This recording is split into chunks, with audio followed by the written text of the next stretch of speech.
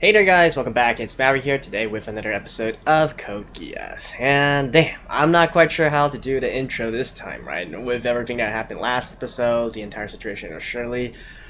What can one say, right? What can one say? Now, obviously, if they are going to like pull a complete like troll and then later on bring Shirley back through some sort of supernatural power, then I guess I'm kind of like flopping around here for no reason at all, but as it stands, it is quite depressing, right? Definitely, even to me anyways, it's even more so depressing than even Yuffie's death. Although part of that reason is because I feel like Yuffie's death came out of nowhere, whereas this one you kind of sort of expected it because there were numerous death flags being raised all over the place, and not to mention it's one of those things like you just see the train wreck coming in slow motion, but there's nothing you can do about it, and it just leaves a very depressing taste in one's mouth.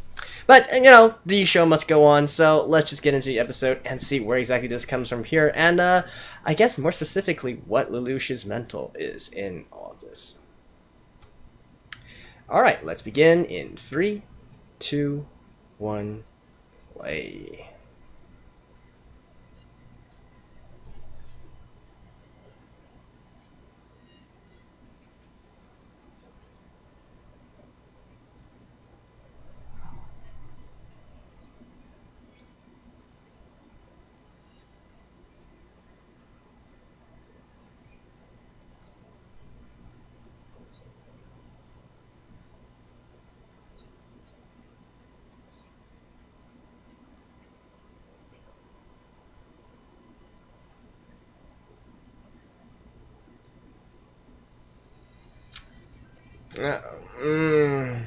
I do wonder if Lelouch will figure out it was Lolo who did this, right?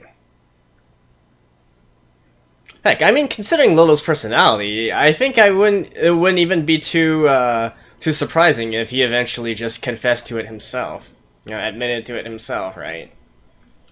He's gonna be like, for your own good, Lelouch.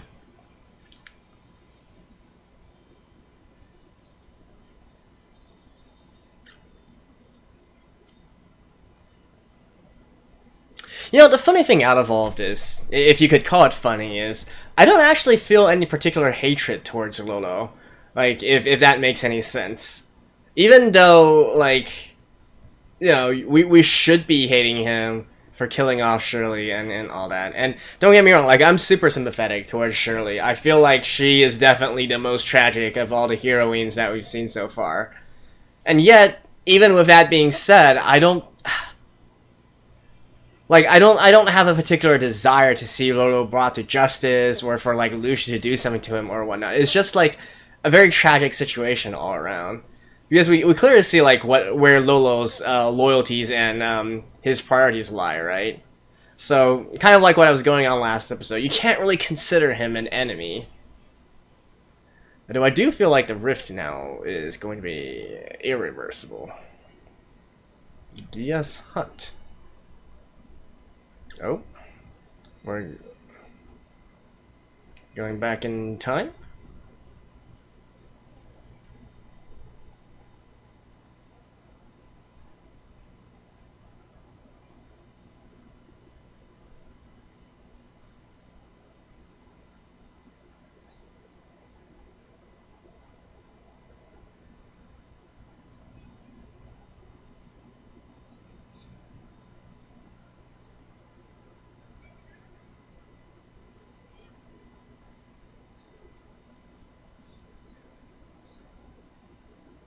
Slay the gods, huh?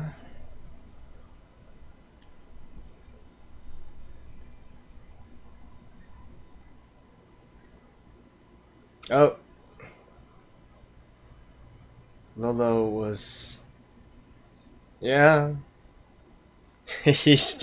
Like I said, I definitely...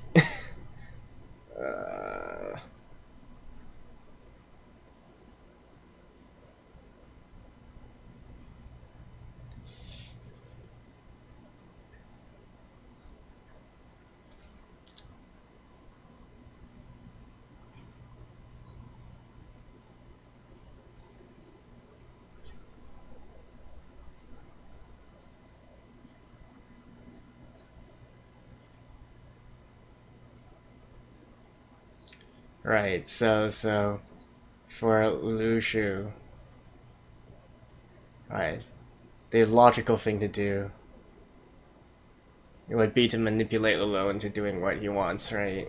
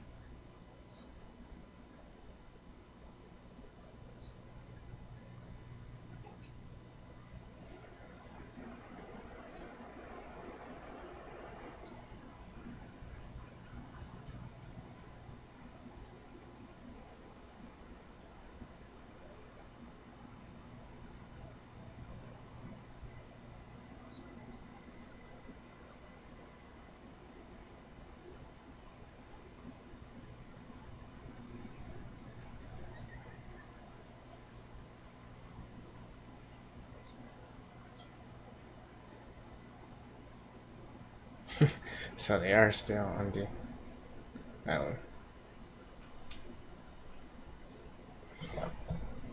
I kind of want to have like a moment alone with Lelouch though.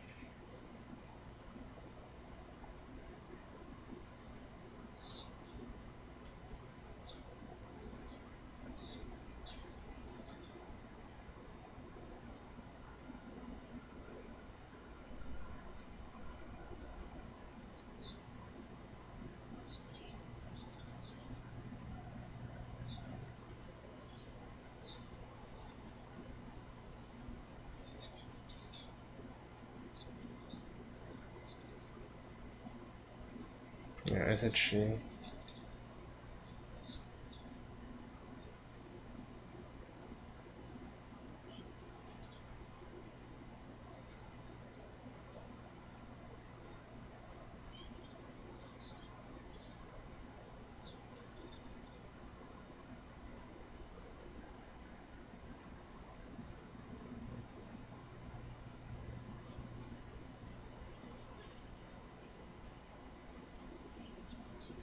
Actually, I've kind of forgotten. Like, what was their contract again? I forgot the exact wording.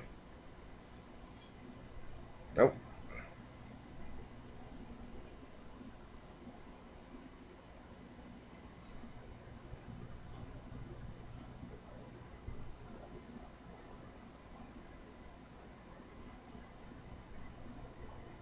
Hmm.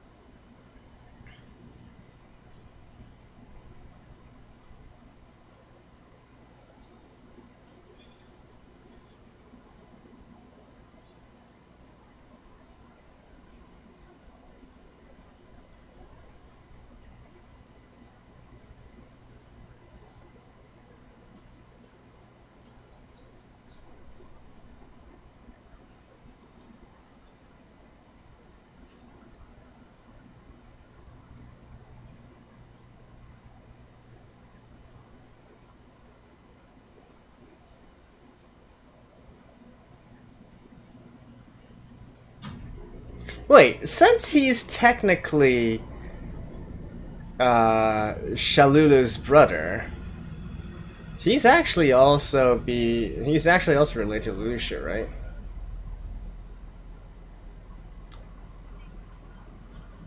He would be the uncle to Lelouch.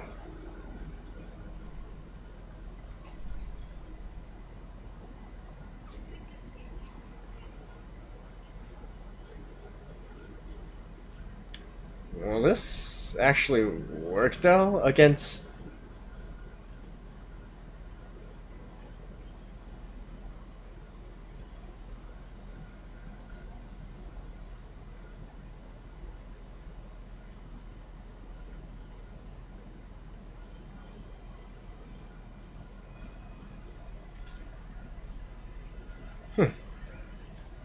This cult, they seriously made like an entire city.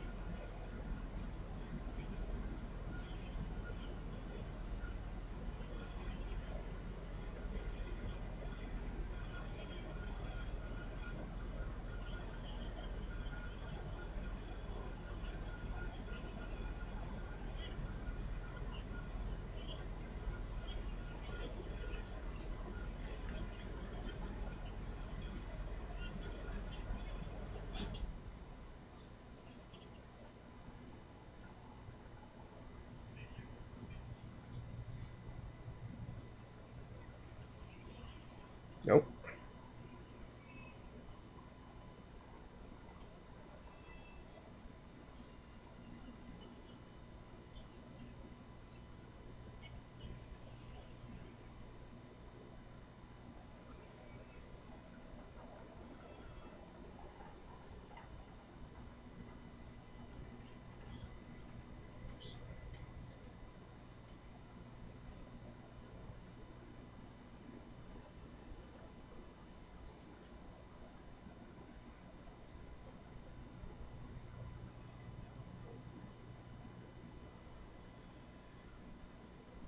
So is the cult's existence like trying to fight against the gods or something? Hmm.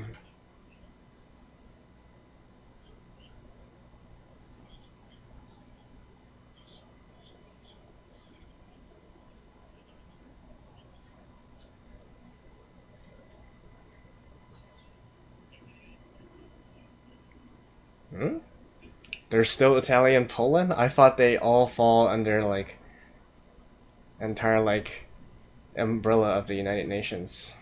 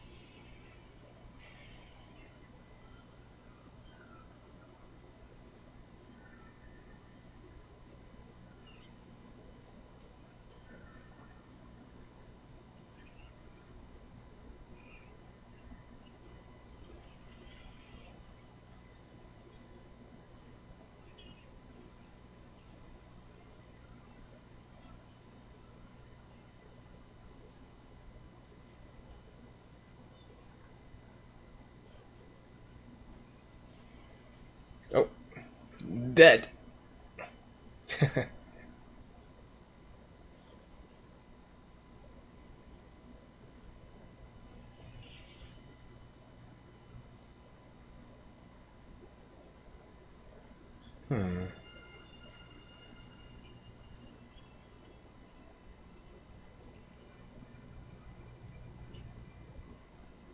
Yeah.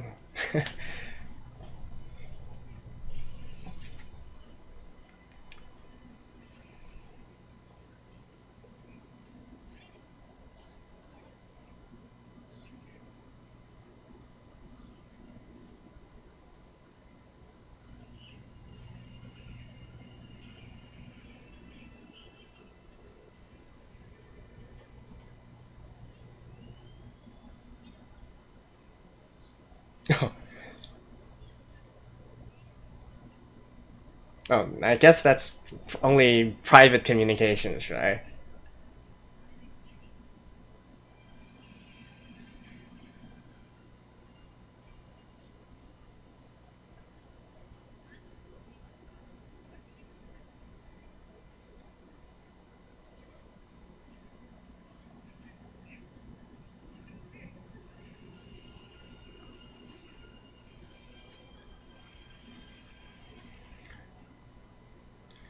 So what is V2 Geass?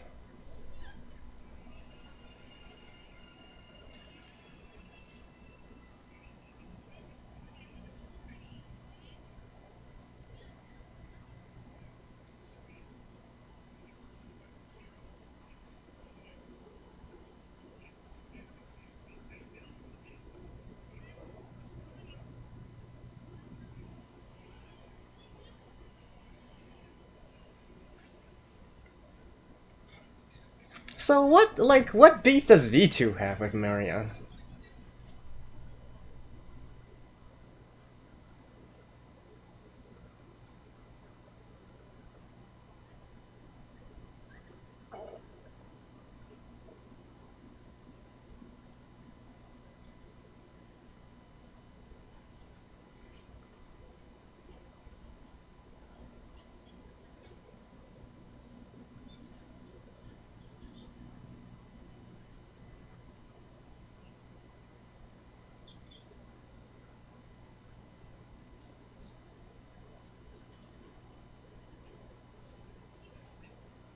I don't really think that's gonna work.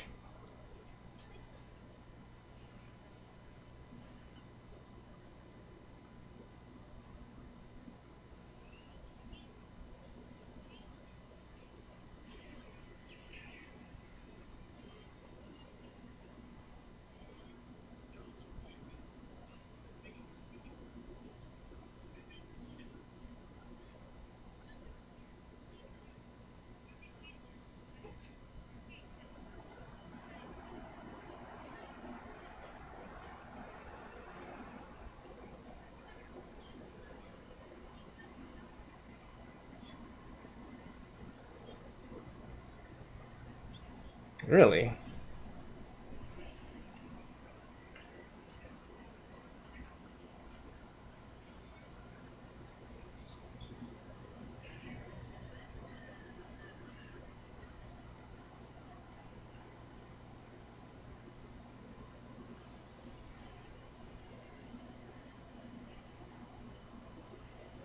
Marianne? Sorry, not Marianne. Cornelia? Yep.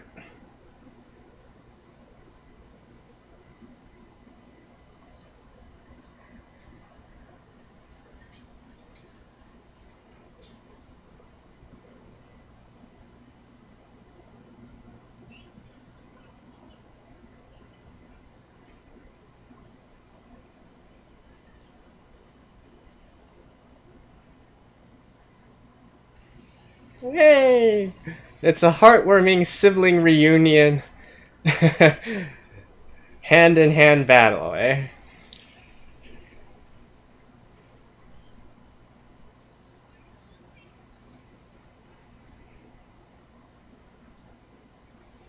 Who was the one who rescued her? Jeremia?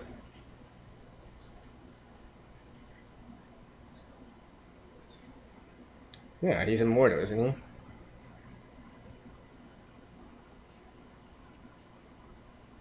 Oh.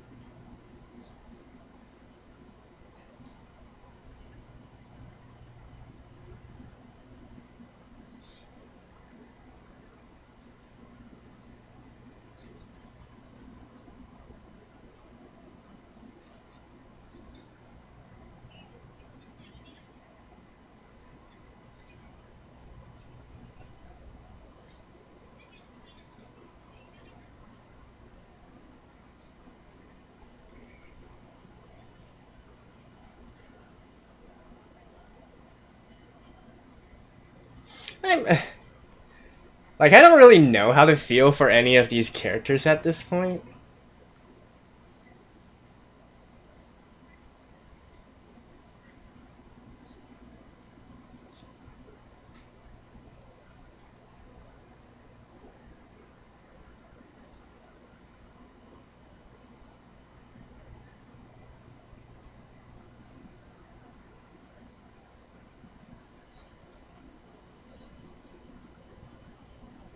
Hmm?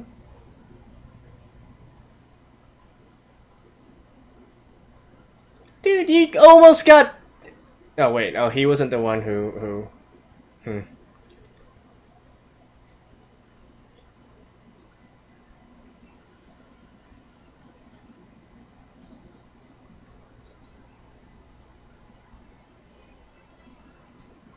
Oh.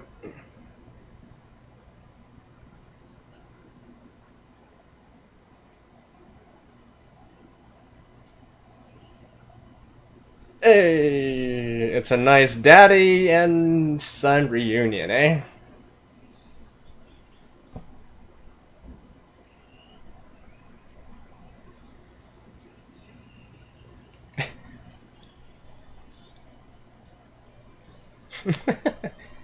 Okay. That is definitely hype there. Like I said, actually, let's hold that for after this. We'll talk more after this.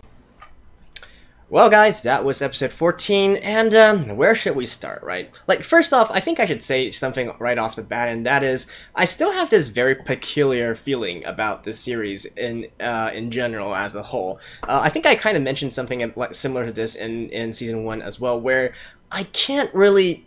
You know, even now, you know, so many episodes, this is like, what, almost 30 episodes into the series at this point, I still can't really get a grasp on, like, how I should feel or like which side I should be on, if that makes any sense. Like, obviously the protagonist here is Lelouch, right? He's supposed to be the one we're backing and all that, but I just can't quite find myself fully behind him and supporting him and his actions and all that. That's not to say, like, you know, I would be on the side of either Britannia or you know, on the side of Suzuka or whatnot. And in general, I find all of them to be quite annoying in their own ways. But I guess that's just a... I think one quite unique aspect, I would say, about this particular anime is that, you know, inherently all of the characters are selfish, right? And that's true to real life as well. You know, people want to move according to their own beliefs, their own ideologies, their own, like, each individual is different, right? Even the Black Knights, say they have this one unified ideology, they want to, at least originally, they wanted to reform Japan or restore Japan, I should say. But ultimately, they each have their own needs and desires and wants, right? And I think one thing this series really draws out very well is how it shows each of the characters acting on these selfish desires. And so at the end of the day, it turns into this really free-for-all kind of situation where every single person is they might not necessarily be on one side or the other. They might be off doing their own thing. Sometimes it's like happening with every single character here, right? Even from Lelouch all the way to even even Shalulu, I guess you could say, even Charles. It's just that they have so many, like they might have like one major thing or like one core principle or goal that they're heading towards, but at the same time they're constantly being afflicted by some other, I guess, more secondary sort of matters or whatnot, and that goes against what their original goal was, question mark. I'm not sure if I'm expressing this really correctly right now, but it's just that the story, in a sense, because it focuses on this many characters and it introduces this many characters and tells us their stories, it's sort of like, you feel like you're a body that's being torn into so many different directions, right? And so I think that kind of is contributing to at least for me anyways, how I can't really settle down and say, yeah, I fully support, this guy, I fully support this gal, or I'm firmly on the side of etc, etc, etc. Like every single side, there's some points I'm looking at it and I'm just like, you know what, I don't really want to take a side here. If that kind of makes sense. And even in this, like, it's really a funny situation here, or an interesting situation. Like I mentioned at the very beginning of the episode, right? We clearly, like, out of all of the character deaths so far, probably the two most impactful for me definitely were Shirley and Yuffie, right? And Shirley perhaps even more so than Yuffie at this point. Yet even so, like I said, I don't particularly feel any hatred towards Lolo, because you kind of get the feeling that this. Actually, I think the anime mentioned this as well, right? This, in a sense, is kind of like karma, all things considered. This is, it was because Lelouch decided to utilize Rolo that this happened at the very end, right? And full kudos to Lelouch. Like, I'm impressed that he was able to keep it together that so easily and suppress his emotions and continue to carry on things as it is, and instead of just plotting revenge secretly. It kind of ties into what one would expect Lelouch to be doing. But I guess just because we've seen him kind of lose his composure a bit in the past, it is still kind of surprising and refreshing that he manages to handle this situation in this sort of manner. Although even so, we can clearly see that he is still allowing his emotions to impact his decisions, right? Like, for instance, his conversation with C2 there. Originally, it seems that he wanted to utilize the Geass cult and the Geass research facilities, and now he's deciding to destroy all of it. And that decision might very well carry on some consequences. We can already see the seeds of discord being sown throughout the Black Knights and his subordinates, right? Even though some of it might be misplaced and whatnot. But this is what happens when you compartmentalize information, and it's there's so many secrets and codependencies and interconnected stuff, and it just turns out into a huge mess at the very end here. And this goes for both sides as well, each side having their own thing. There were some interesting segments in this particular episode as well, like some intriguing ones. Like at the very beginning, we see I believe that sort of flashback scene there was actually Marianne with C2, right? And with Charles and V2 looking on to them. And from what V2 has been saying so far, it seems that Marianne is indeed a sort of special existence. I guess that also ties into her closeness with C2 and all that. So maybe that has a connection to why eventually C2 sought out Lelouch and all of this started to happen, and so on and so forth. I also find it pretty interesting that in the end Cornelia and Lelouch kind of like teamed up to take down V2, who was in a sense their their kin as well, right? Their family as well. So he should be like, if his relationship to Charles is to be believed, and we have no reason to think otherwise, then he should be the uncle to Cornelia and to Lelouch as well. So I guess at the end of the day, this entire thing is just like an eternal family feud, an eternal family struggle, right? And yet because of this, it's impacting the lives of so many different people, like around the world and all that, and all of them are caught up into this particular struggle here. It's kind of like a sobering thought, all things considered, right? So but this kind of ties in back to what I said at the very beginning. This is ultimately a series where everybody is acting on their own selfish desires and emotions, so it kind of makes sense in that way as well. Beyond that, I don't really know where I'm going with this. Like, I don't think this is something that you can make a conclusion of. It's just that I want to kind of express, like, when I'm looking at this anime, you might see me like being just kind of like a bystander. Like, obviously when we watch anime, we're kind of like bystanders, right? And I'll be the first to admit, I'm not exactly the type of person to really overreact to certain scenes or to certain events and whatnot. But even more so than other anime, I feel like I'm really taking a backseat. I'm taking like a sideline to the conflict here, and whichever party actually gains the upper hand or does something, I'm just like, cool. And I can't wait to see how this turns on you now, or something similar to that, right? Which is, I don't know, like I think more so the fun.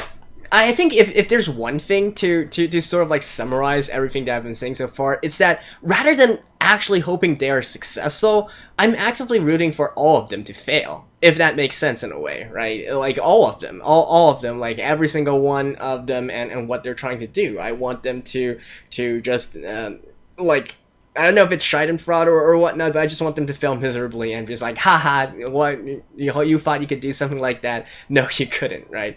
And of course this applies to both the protagonist groups, the antagonist groups as well, like Suzaku and now using refrain on Callan and whatnot. Heck, I want him to fail as well, right? Do I want him to succeed in all of this and take down Lelouch? Hell no. But and yet do I wish for Lelouch to take down Suzaku or whatnot and to give him an ass whooping? That one is kind of like a little bit more on the fence here. Not necessarily because of I want Lelouch to win there because of ideological differences. It's just that there's something fundamentally about Suzaku that kind of irks me. But I guess I really hate Goody Two-Shoes characters, so that's more of a my thing more than so any particular fault of Suzaku. Like his taking a sort of antagonist stance to Lelouch doesn't really become a reason to hate him for me, especially because he is doing this in the name of justice. However, like we can go into a huge debate on as to whether that is true or not, whether he's a hypocrite, and I still do believe so to a certain extent, but I do believe that Suzaku truly believes himself to be doing the right thing. So no, I'm not really taking a side against him because he's antagonistical towards Lelouch, but more so because I can't stand Goody Two-Shoes characters like Suzaku. And so yeah, I think that pretty much covers everything I want to talk about in this one. Certainly we had quite an escalation of events, right? Like one moment we were off doing some stuff back in Tokyo, and in another moment we were launching like a huge final assault onto the Geass research facilities. I certainly wasn't expecting the showdown with V2 to happen so early on, and I certainly wasn't expecting a showdown with Charles this early on either, right? So interesting food for thought, and I guess you could also argue that Charles probably doesn't really want to do anything particular to Lelouch whatsoever. He has his own plans. I think Lelouch mostly to Charles anyways, is more so like an annoying mosquito at this point. Now obviously like he could, Lelouch could very well be the one who topples Charles, and in fact I think that's pretty much going to be the case here, considering he is the protagonist of this anime, right?